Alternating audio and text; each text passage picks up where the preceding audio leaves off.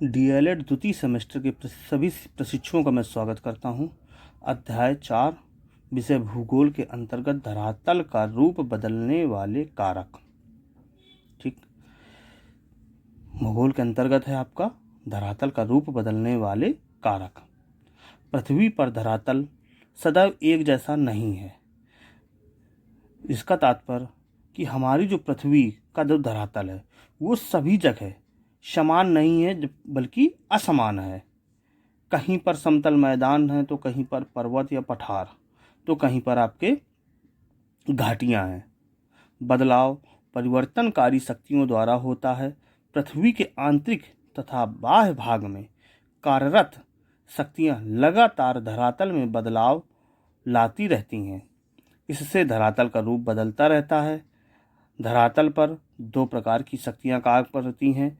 पहला आकस्मिक परिवर्तन, जो शक्तियां काम करती हैं उसमें आपका धरातल पर दो प्रकार की शक्तियां या परिवर्तन दिखाई देते हैं। जैसा पहला है आपका आकस्मिक परिवर्तन तथा दूसरा है धीमी गति वाले परिवर्तन। यह दोनों परिवर्तन आंतरिक और बाह्य शक्तियों द्वारा होते हैं। आंतरिक शक्तियों में ज्वालामुखी एवं भूकंप प्रमुख हैं, तो बाह्य शक्तियों में बहता हुआ जल, पवन, हिमानी, समुद्री लहरें ये धीमी गति से धरातल में परिवर्तन लाती हैं। धरातल पर परिवर्तन लाने वाले बलों को प्रकृति के आधार पर दो भागों में विभाजित किया गया है। पहला है आंतरिक बल, दूसरा बाह्य बल। ठीक, आंतरिक बल के अंतर्गत आपका दीर्घकालिक बल आता है। ठीक, दीर्घकालिक बल में आपका वलन तथा भ्रंश, और बाह्य बलों में आपका ज्वालामुखी, बाह्य बलों में नहीं, आंतरिक बल के अंतर्गत आपका बलन और भ्रंशन ये दीर्घकालिक एक लंबी प्रक्रिया पर परिवर्तन करने वाले होते हैं ये। ठीक, धरातल में हमारे जो दीर्घकालिक बल होता है उसके अंतर्गत बलन और भ्रंश दो प्रकार के परिवर्तन होते हैं जो दीर्घकालिक होते हैं। एक लंबे समय पर यह परिवर्तन देखने को मिलता है, जबकि आकस्मिक जो बल होता है आपका वो ज्वालामुखी और भूकंप के द्वारा, ये आकस्मिक बल, ये आपको त्वरित आभास होने वाले बल हैं। वलन। ठीक, अब चर्चा करते हैं वलन, जिसको हम फोल्डिंग कहते हैं। ठीक, पृथ्वी के अंदर क्षैतिज भू परिवर्तनों द्वारा शैलों में लहरनुमा मोड़ को भ्रंश कहते हैं। ठीक, जब दो प्लेटें आमने सामने गति करती हैं तब दबाव की क्रिया होती है, जिससे धरातल पर मोड़ पड़ जाते हैं तथा वलित पर्वत का निर्माण होता है। वलित पर्वतों का प्रमुख उदाहरण में आपका हिमालय, आल्प्स, रॉकी और एंडीज, ये आपके वलित पर्वत के प्रमुख उदाहरण हैं। अब देखिए, हम आपको चित्र के माध्यम से, जब दो समान बल, दो बल आपको लहरनुमा मोड़ आमने सामने, देखिए जब कोई बल होता है जो आमने सामने गति करता है तो उसमें या तो जो धरातल होगा वो नीचे को जाएगा या तो ऊपर को उठेगा। ठीक, क्योंकि दोनों बल आमने सामने कार्य करते हैं, जिससे कुछ हिस्सा ऊपर उठता है और कुछ हिस्सा नीचे। जब प्लेटें टूटती हैं या ध्वंस होता है प्लेटों में, क्योंकि प्लेटें जो है आपस में जब एक शक्ति दोनों तरफ से जब काम करती है, ठीक, तो वो जो है ऊपर की ओर उठती है या तो नीचे की ओर, जिसको हम वलन कहते हैं, फोल्डिंग। इसके बाद आता है आपका भ्रंश। भ्रंश क्षैतिज परिवर्तन से दबाव एवं तनाव के कारण शैलों के टूटकर अलग होने को भ्रंश कहते हैं। ठीक, जब दो प्लेटें विपरीत दिशा में कार्य करती हैं तो तनाव स्थिति उत्पन्न होती है। इससे लंबी तथा गहरी दरारें पड़ जाती हैं। इन्हें भ्रंश कहा जाता है। इन भ्रंश रेखाओं के सहारे भूपर्पटी का कुछ भाग ऊपर उठता है।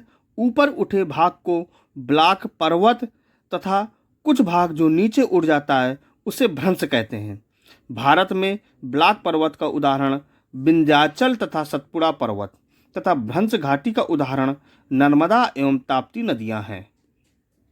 चित्र के माध्यम से देख लीजिए, जो ब्लॉक पर्वत होता है, जब कोई प्लेट एक समान स्थिति में होती है और विपरीत अलग अलग दिशाओं में कोई भी बल कार्य करता है, ठीक, तो उसमें जो दरार उत्पन्न होती है, तो दरार उत्पन्न होने पर जो हिस्सा, कुछ हिस्सा इसका ऊपर उठता है, जो ऊपर उठा हुआ हिस्सा होता है वो ब्लॉक पर्वत कहलाता है, तथा दूसरा जो भ्रंश घाटी होती है वो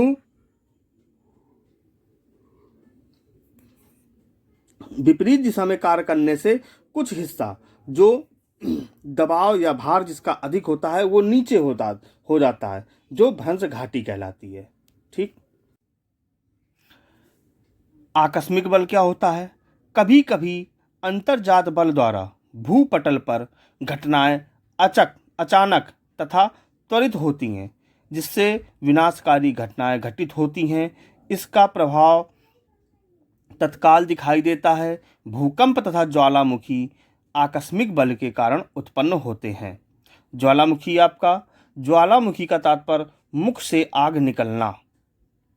ज्वालामुखी विस्फोट अचानक होने वाली धरातलीय क्रियाएं हैं।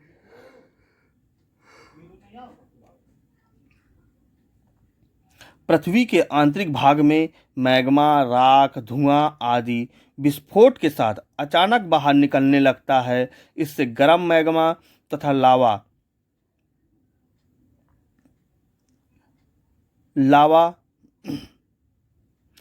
राख, धुआं का निकास एक सक्रिय नली से होता है। मैग्मा बाहर आने के लिए एक छिद्र बनाता है। इस छिद्र को बीवर या क्रेटर कहा जाता है। ज्वालामुखी उद्गार शांत होने के पश्चात क्रेटर को क्रेटर झील कहते हैं या ज्वालामुखी मुख को क्रेटर झील कहते हैं। पृथ्वी के अंदर का मैग्मा धीरे धीरे बाहर निकलकर लावा पठार का निर्माण करता है। क्रेटर पश्चात क्रेटर झील कहते हैं। पृथ्वी के अंदर का मैग्मा धीरे धीरे बाहर निकलकर धरातल पर विस्तृत क्षेत्र पर कई परतों में जम जाता है, जिसे लावा पठार कहते हैं। भारत में लावा का पठार का उदाहरण दक्कन का पठार है। ठीक। सक्रियता के आधार पर ज्वालामुखी को 3 भागों में बांटा गया है। पहला है आपका सक्रिय ज्वालामुखी। सक्रिय ज्वालामुखी हमेशा क्रियाशील रहते हैं। इनके मुख से लावा हमेशा निकलता रहता है। इटली का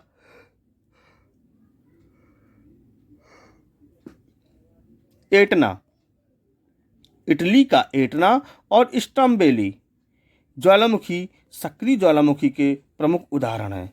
स्टम्बेली ज्वालामुखी भूमध्य सागर में एक द्वीप पर स्थित है तथा यह क्षेत्र सदैव उद्गार के कारण हमेशा प्रकाशवान रहता है। इसलिए स्टम्बेली को भूमध्य सागर का प्रकाश स्तंभ भी कहा जाता है।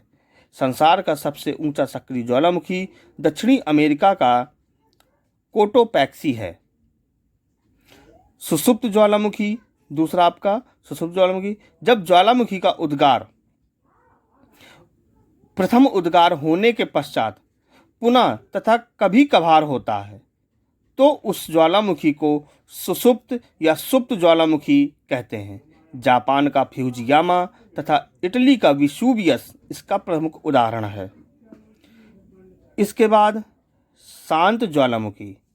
इस प्रकार के ज्वालामुखी का उद्गार होने के बाद ऐसे ज्वालामुखी जो उद्गार होने के पश्चात उनमें पुनः उद्गार की संभावनाएं नहीं होती हैं। इसका मुख ज्वालामुखी के निकलने वाले पदार्थों से भरकर बंद हो जाता है।